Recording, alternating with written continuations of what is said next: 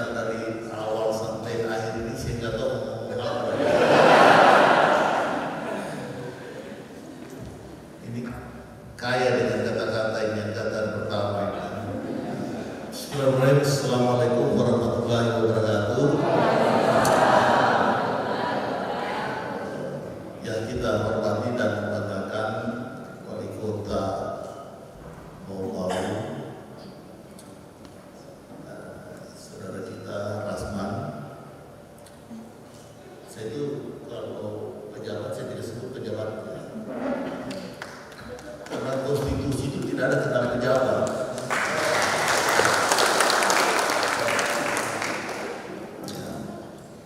Yang kebetulan angkatan pertama, terus yang tentu kita hormati bersama Pak Jito, Pak Sadiri, Pak Ridin, dan adik-adik sekalian yang sama saya hormati Pak Taka. Tadi ini Pak Wali Kota, Pak Rasman, kaya dengan pantun. Saya ini sebenarnya tidak perlu berpantun, tapi karena mendengar suasana ini, saya coba membuat pantun dari podium ini spontan ini.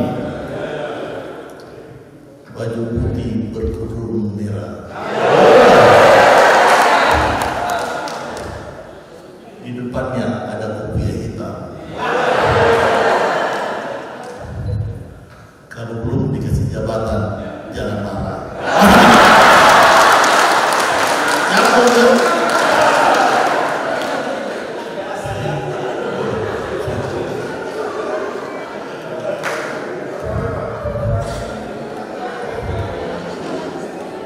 Nanti kalau penutupnya baru satu lagi, kita cari inspirasi.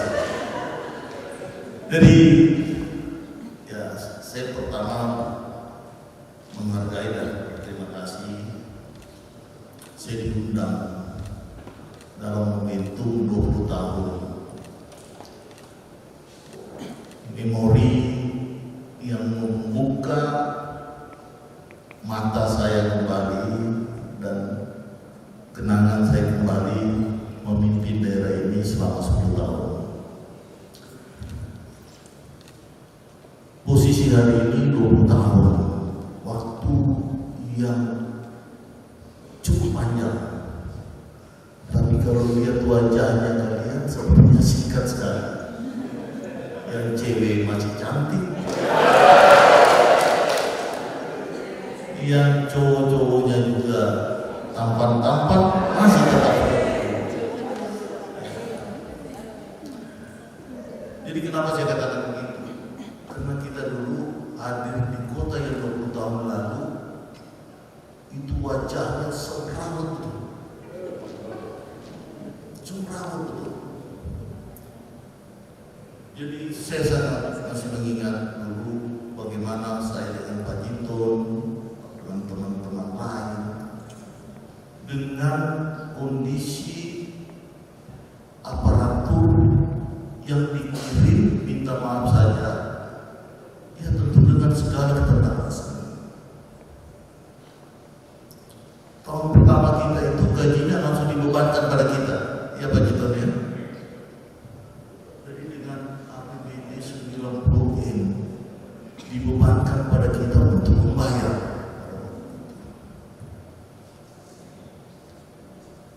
Terus dengan kondisi kota seperti itu dan posisi Bau yang harus mencerminkan dari simbolisasi dari negeri Buton itu sendiri, kita berjuang dengan Pak Sadiri pada waktu itu bagaimana kita menerima pegawai pada waktu itu, supaya kita bisa memilih aparatur yang mendukung insya Allah 5 tahun perjalanan dalam periode tanggung jawab saya yang diamanahkan oleh rakyat masyarakat Bau pada waktu itu, dengan satu visi menjadikan Bau sebagai pintu gerbang ekonomi dan pariwisata Sulawesi Tenggara.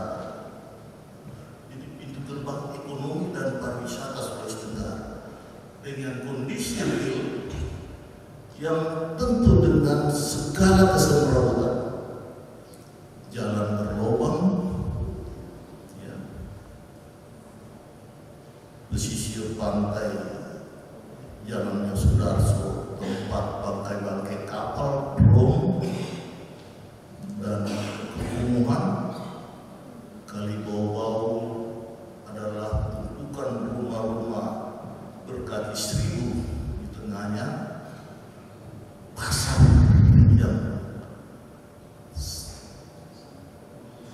penjualnya berlari-lari mengejar pembeli di sekitar Masjid Raya.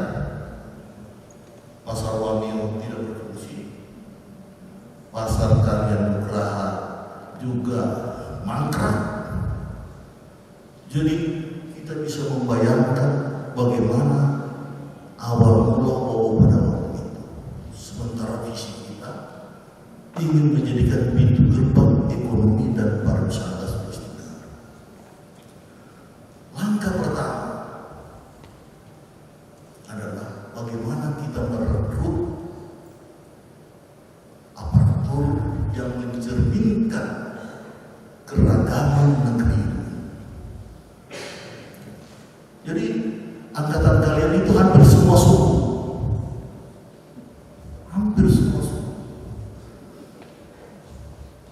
dan itu kita yang menentukan. Kalau saya bercanda tadi dengan Pak Sadiri, ini dari mana? Ini lulusan apa ini? Ini yang diterima. Ini capit tangan saya pakai kaki lagi ini saja.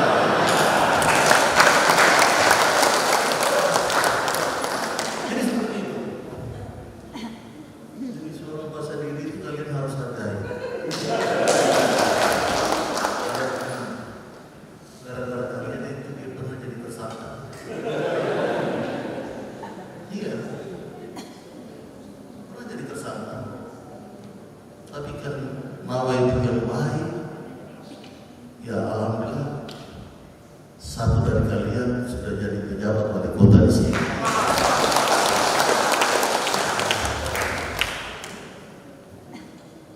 Jadi tantangannya tidak kecil untuk menghadirkan kalian. Jurusan yang kita pasang itu adalah jurusan yang dimana kalian sering lewat-lewat, sana lagi. Kalau rasa naik ojek, tadi ada pertanyaan, siapa ajudan permanennya wali kota? Sebut saya pula. Ya, saya itu turun, saya itu sopir dan terus, saya turun di sini. Saya naik ojek, tanya-tanya ojek. Kalian berapa satu hari berapa? Pada waktu itu 30 ribu, 50 ribu itu besar kalau seorang. Tapi dia harus ganti ban dalam beberapa bulan, ganti suku cadang sekian. Jadi hampir totalitas setiap motor di bawah itu satu motor minimal 1 juta itu ganti suku cadang. Ke satu atap itu saya tanya, bos di bawahnya berapa motor? Hampir 24 ribu. Jadi bayangkan 24 ribu motor kalau kali 1 juta itu berapa? 24 miliar.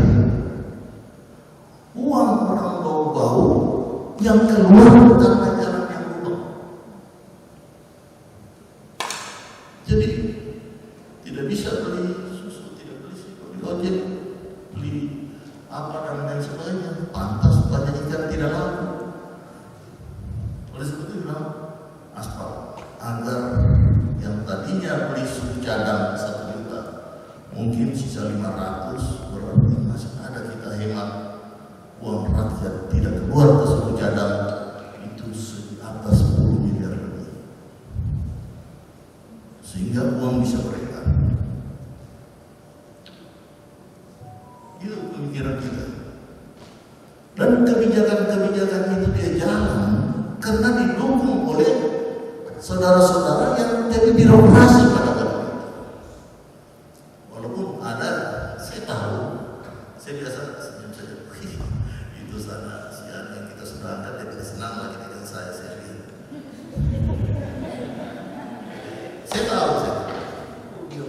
di sana dia ini saya tahu. Tapi orang yang tidak senang dengan saya kalau dia dapat jabatan, saya tidak menunjukkan. Kenapa? Karena kita disumpah ini untuk memperbaiki, bukan untuk merusak. Kecuali kalau merusak betul. Ya. Itu nilai-nilai yang kita terangkan kita bekerja. Alhamdulillah, bobok dari tahap ke tahap. Tadi kemarin saya dengar katanya ada festival Pulau Makassar, ya. Tapi tidak ada model yang dulu. Jadi festival Pulau Makassar itu bukan sekedar rame-rame, bukan sekedar pesta bola, tapi festival Pulau Makassar kita ingin ambil Pulau Makassar itu ada momentum sejarah, di mana dulu sejarah pasukan-pasukan yang dulu mendarat di Pulau Makassar itu ingin ke sini, tetapi dengan ketangguhan negeri ini itu ingin yang kita gali sehingga orang bertanya, kenapa Pulau Makassar di sana? Biarlah para sejarawan berlaku-laku. Karena di balik cerita itu ada keunggulan negeri ini. Itu satu poin. Poin yang kedua, kita selenggarakan bulan 7. Itu tahun ajaran baru. Belum jalan, ekonomi rakyat itu mandek. Maka kita lakukan di bulan 7. Kita bikin acara di sana itu isunya bakar ikan sepanjang pantai. Targetnya agar nelayan laku.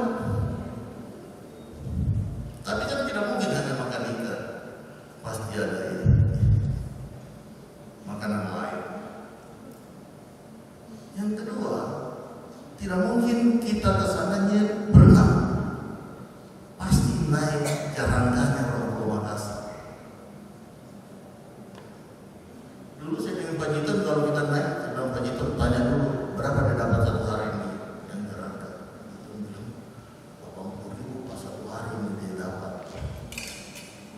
Yang 80.000 satu hari itu jarangka yang Pulau Makassar dapat. Kita bikin festival Pulau Makassar, dia bisa dapat satu hari 4 juta. Gitu.